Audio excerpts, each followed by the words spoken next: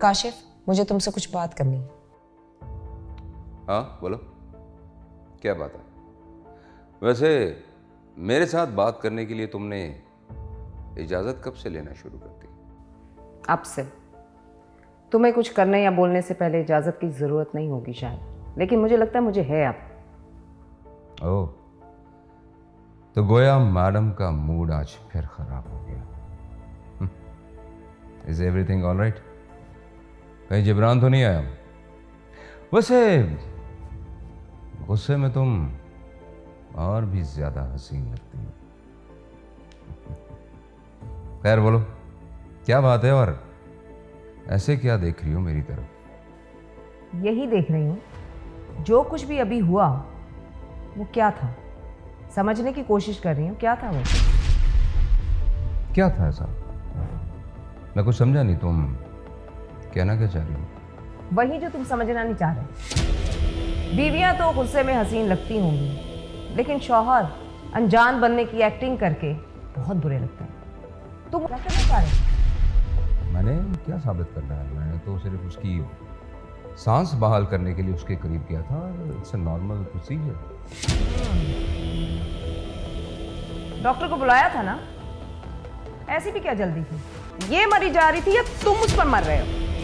Come on रंशा, क्या हो गया तुम्हें? मैं सिर्फ उसकी सांस बहाल करने के लिए उसे अपनी सांस मेरा मतलब है कि ये एक नॉर्मल प्रोसेस है।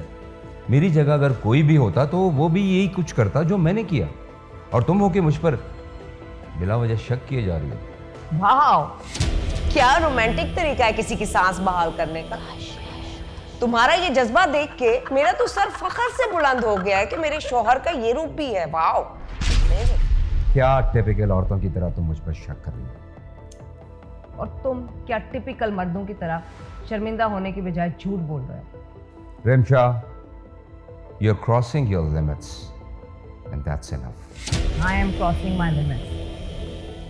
No, you are covering yourself. एक अनजान लड़की की बेहोशी का फायदा उठाकर तुम जो कुछ करना चाह रहे हो, शर्म आनी चाहिए तुम्हें। मैं ये सब कुछ सिर्फ एक नॉर्मल प्रोसेस के तहत कर रहा था और उसे सिर्फ सांस दिलाने की कोशिश कर रहा था। इसीलिए मैं उसके करीब गया और मेरा कोई मकसद नहीं था। और तुम होके शक की सूली पर चढ़े जा रही हो। ये शक ही तो है कि तुमसे वजाहत मांग रही हूं। अगर यकीन होता तो ना तुमसे बात करती इस पे, ना तुमसे पूछती। मेरे शक को यकीन में मत बदलो तुम। औरत के शक और वहम का दुनिया के किसी भी मर्द के पास कोई इलाज नहीं है। हाँ, एक इलाज जरूर है कि वो उसके दिमाग में से उस फतूर को निकाल सके जो कि मैं निकालने की कोशिश कर। मर्द के झूठ का भरम औरत रखती है और वो उसे बदले में बेवकूफ समझने लगता है। वो समझता है कि शायद औरत ने धूल की वजह से अपनी आंखें बंद कर ली, लेकिन ऐसा नहीं होता। वो रिश्ता कायम रखने के लिए देखे को भी अनदेखा कर देती है। रिमशा, एक काम करो, तुम ना मेरा ये धूल ज़दा चेहरा फेसबुक पर डाल दो, okay, and put a caption on to it कि this man is cheating on his wife हैं, और उसका एक स्क्रीनशॉट भी मुझे भेज देना। अगर तस्दीक के लिए मेरे कमेंट की जरूरत पड़ेगी ना तो मैं वो भी कर दूंगा। तुमने मुझ पर क्या शक करना है? मुझे तो तुम्हारी दिमागी हालत पर शक है और मुझे तुम्हारी दिली हालत पे अफसोस हो रहा है। तुम झांक के तो देखो जरा, तुम्हारा दिल तुम्हारी जुबान का साथ दे रहा है? फॉर योर काइंड इन्फॉर्मेशन, ना तो मेरा दिल कहीं गया है और ना ही मेरा दिमाग। They are very much united. हाँ, अलबत्ता तुम पता कराओ कि कहीं तुम्हारा दिल और दिमाग तो कहीं मिसप्लेस नहीं हो गए। आई एम सॉरी टू से रिमशा के इतनी तुम प्रोग्रेसिव होकर ये स्टीरियोटाइप की बातें कर रही हो। I am really just shocked. औरत किसी भी दौर की है, लेकिन मर्द उसे हर दौर में एक जैसा ही मिलता है।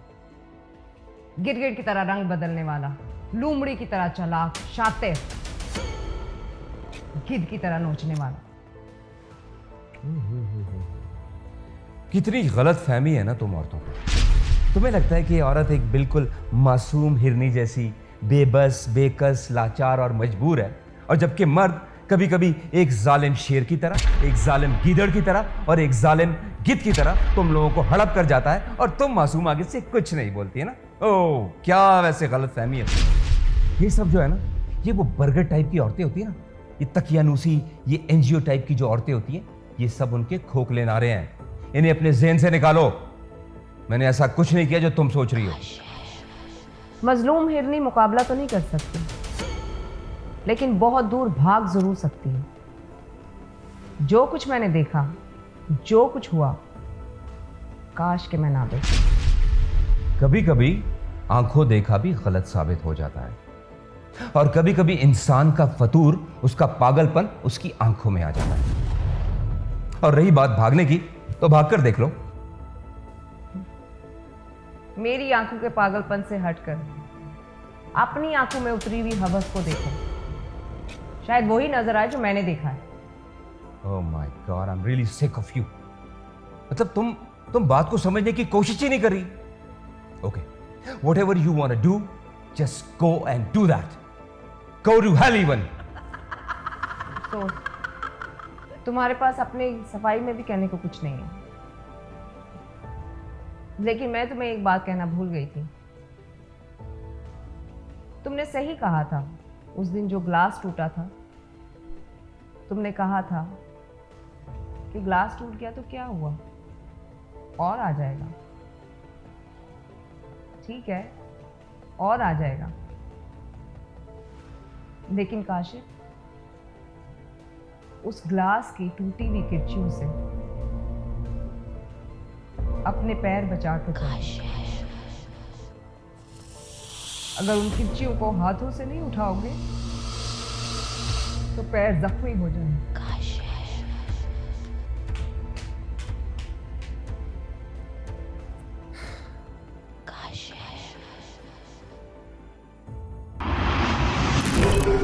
निगाह अब भी मखमूर है और अदा अब भी सितमगर है।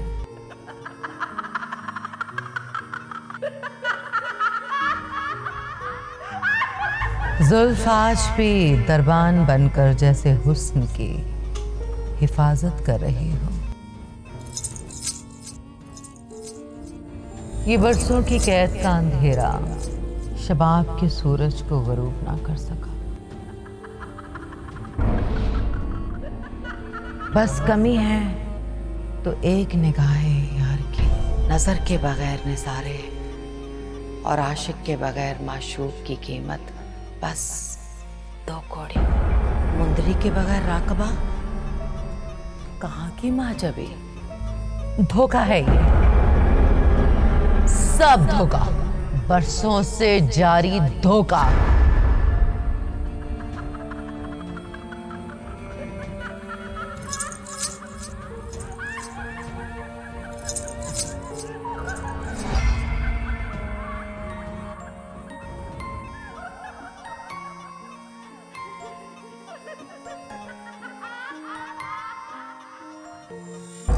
अब इस जुल्फ का असीर, इस जुल्फ और कैद खाने से आजाद कहीं और है। ना वो वापस आया, ना मैं उस तक जा सकी।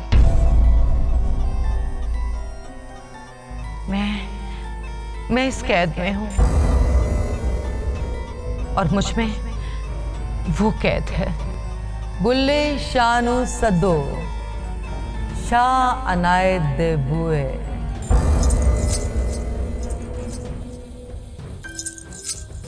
जिन्ने सानू पुआए चोले सावे ते सुए। जिन्ने सानू पुआए चोले सावे ते सुए। जिन्ने सानू पुआए चोले सावे ते सुए।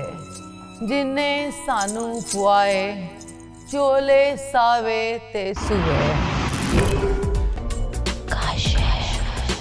और मेरे कई सालों की सफर का मंजिल का सिरा मिले क्या? कहां कहां नहीं भटका मैं। राजस्थान के सहराओं से निकला, कर्नाटका के जंगलात तक, गंगा के किनारों से थारे को खोजता हुआ रावी के किनारे आ गया। और थारी किस्मत अच्छी निकली, हर बार मुझसे बच के निकली। मगर मेरे पांव नहीं थके, मेरी निगाहें नहीं हटी। काली माता से किया वादा मैं जरूर पूरा करूंगा। हाँ, पूरा करूंगा, उनका आदेश पूरा करूंगा। थारे को मेरी गिफ्ट में आना ही होगा। काली माता के चरणों में अब नहीं भाग पाओगी। थारे को मैंने गंगा किनारे शहर नहीं छोड़ा तो थारा पीछा रावी के किनारे कैसे छोड़ूंगा? महाराज, आप कुछ परेशान लग रहे हैं। क्या हुआ? क्या बात हो गई आप? अचानक नहीं सोने, कई साल कहो कई साल, जिस मकसद के लिए मैंने तपस्या की, कष्ट किया, उसका रास्ता मिल गया। अब सर्वनाश होगा, नागिन का सर्वनाश। असल खेल वो नहीं जो तुम खेल रही थी। असल खेल तो अब शुरू होगा। मोहब्बत का खेल महाराज। आंख मचोली का खेल चाली। इतिहास तब से गवाह है जब शायद पहली बार कोई नाग या नागन इस कायनात में उतरे थे और उनके साथ एक सपेरा भी। इस खेल में मोहब्बत गलोता फ्रीक नहीं, नफरत इसकी हम सफर है। सिर्फ एहसान नहीं, इंतकाम भी है। ताकुब है भागने वाले का, हर कीमत में, हर सूरत में। थारी कहानी इतनी दिलचस्प नहीं जितनी कहानी हमारी है। भागरी नागन शंकर आया, भागरी नागन शंकर आया, भागरी नागन शंकर आया, भागरी नागन शंकर आया। महाराज, हम इस कहानी में आपके किरदार हैं। आप हमें भी अपने सिपाहियों में गिनती कर रहे हैं महाराज। मेरा शिकार इच्छाधारी नागन है सोने, चालाक शातिर नागन। ये सिपाहियों की बस की बात नहीं, इसका शिकार मैं खुद करूंगा।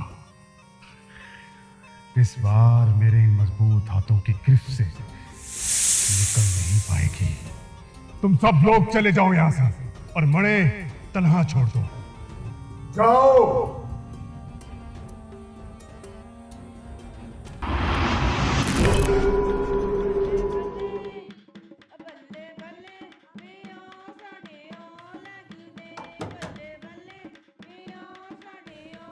अरे तुम कब आई साहिबा?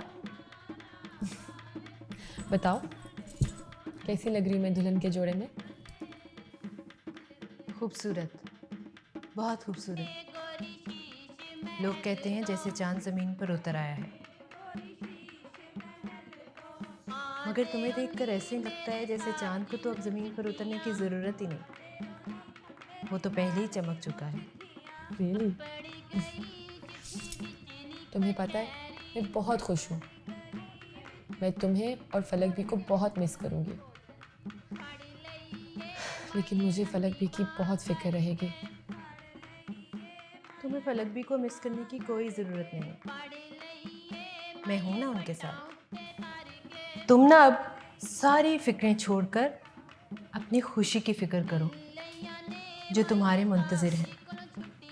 शायद ऐसा ही है, नई खुशी पुरानी खुशी के दुख के जाने के साथ ही आती है। खैर छोड़ो, तुम बताओ मेहमान आ गए? और हाँ, वो नैना भी आती होगी, तुम प्लीज़ उसके साथ मिलकर देख लेना किसी चीज़ की कमी ना रह जाए। कमी कैसी? सब चीज़ें तो तय हैं, और जब चीज़ें तय हो जाए ना तो फिक्र करने की ज़रूरत नहीं होती। मेहमान भी आ रहे हैं, और सुनो, तुम्हें ढोलक बजने की आवाज़ आ रही है? हाँ, थैंक यू साहिबा, थैंक यू फॉर एवरीथिंग। जब मैं इस हवेली में आई थी तो बेसहारा और लावारिस की तरह आई थी। तुम और फलक भी ना होते तो पता नहीं मेरा क्या होता। इस दुनिया में हर कोई सहारे का तालिब है, हर कोई किसी की ज़रूरत है। अगर ऐसा ना होता तो कोई किसी के साथ थोड़ा ना रह पाता। ये सहारे ही हैं जो एक दूसरे को जोड़े रखते हैं, वरना ये खून के रिश्तों वाली बात तो अफसानवी है। इसीलिए तो तुम मेरे लिए खून के रिश्ते से भी बढ़कर हो। खून के रिश्ते तो हों, मगर रिश्तों का खून नहीं होना चाहिए। बस इस चीज़ का ख्याल रखना। अरे बाबा, मेरी शादी है, छोड़ो ये खून खराबे की बातें। तो मुझे ये बताओ, ये गहने कैसे लग रहे हैं? बहुत अच्छे, बहुत प्यारे। तुम्हें किसी की नज़र ना लगे। भाई किसको किसी की नज़र लगेगी? हमें तो कुछ दिखाई नहीं देता।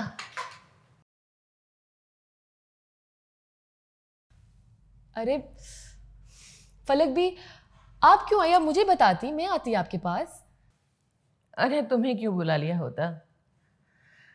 अब ये रास्ते और इस हवेली के दौरो दीवार मेरे कदमों से आशना है। अरे फलक भी, मुझे बुला लिया होता आपने, आप क्यों आई? तुम दुल्हन हो और दुल्हन मेहमान होती है, और मेहमानों से मुशक्कत नहीं कराई जाती। अच्छा, तो अब मैं बेटी से मेहमान हो गई? दैट्स नॉट फेयर फलक भी। सुन रही हो साहिबा? हाँ ना फलक भी, सुन रही हूँ। ये मेहमान थोड़ी है, ये तो जान है इस हवेली की। अरे कब किसका यहाँ हमेशा ठिकाना रहा है? हम सब यहाँ मेहमान ही तो हैं।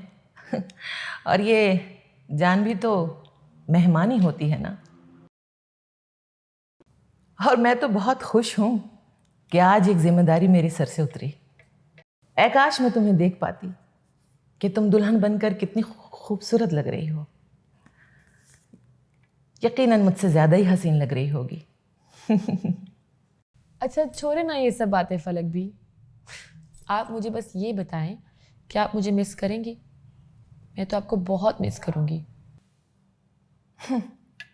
देखो नेहा, याद करने की बजाय ना ये याद रखना कि अगले सफ़र के लिए यादों की पुरानी कबाड़ खाने को फेंक कर आगे चलना पड़ता है। आगे। अब देखो ना, शाहजी के जाने के बाद मैं इस हवेली में कई साल अकेली रही, तन्हा। फलक भी, आपको शाहजी की याद नहीं आती? आती है, क्यों नहीं आती? शाहजी को मैं भूली ही कब हूँ। ये कमबख्त आंखें तो चली गई, मगर उनका प्यारा चेहरा नहीं गया आंखों से।